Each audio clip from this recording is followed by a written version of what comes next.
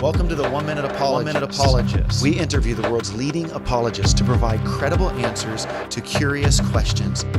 Jay, what is sharia law? All right, now sharia law is a law that is not really necessarily found in the Quran. It's found in the traditions that come after. Again, sharia law was only instigated with the four schools of law, the Shafi school, the Maliki school, the Hanbali school, and the Hanafi school. They don't even begin to appear until the 9th century, until 800, 820 with Shafi first. So they're much, much later.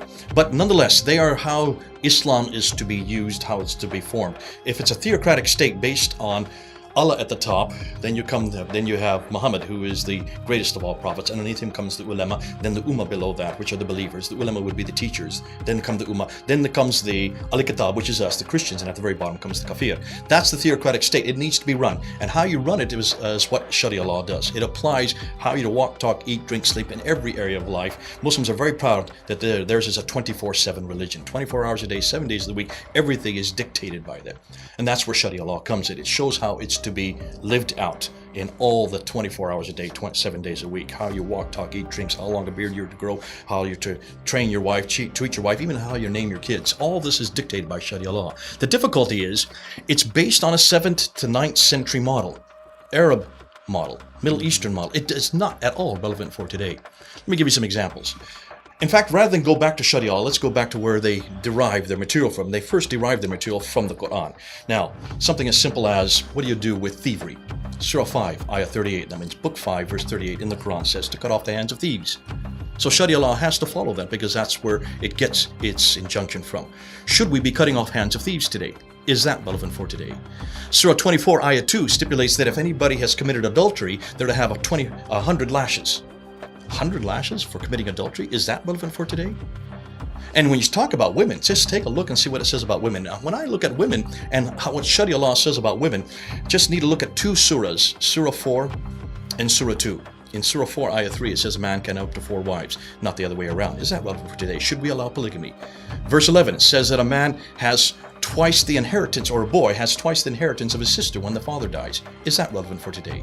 Surah 4, Ayah 24 says that a man can have as many concubines, that which his right hand possesseth. That means slaves of war. In and of itself, is that relevant? As many women that he possesses above and beyond the 4 wives.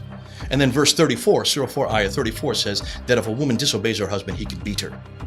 Do you want to see that brought in to the United States? In Surah 2, Ayah 282, it stipulates that a woman has half the testimony in court of a man. Do we want to see that brought into courts?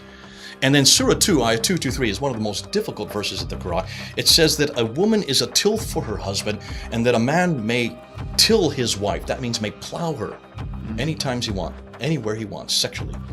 Horrendous verse. Is that relevant for today? A few verses later in verse 230 in Surah 2, it says that a man can divorce his wife if simply by saying talaq, I divorce you 3 times. Talaq is the word in Arabic. Once he has done the 3rd time, if then the next morning he decides to bring her back, he cannot do that. That woman has to marry another man, has to consummate that marriage. He then has to divorce her before the first man can have her back. Now, is that relevant for today? Now, I'm just showing you a few verses in the Quran of which the Sharia law then expounds upon. Sharia law has to take every one of these verses and applies it to every day, to every situation.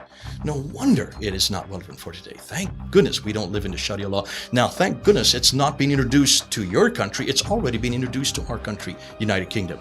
It became law in 2009 when it comes to marriage and divorce. And we're in the House of Lords right now fighting to destroy it, to get it thrown out. We have 80 Sharia courts now in Britain alone.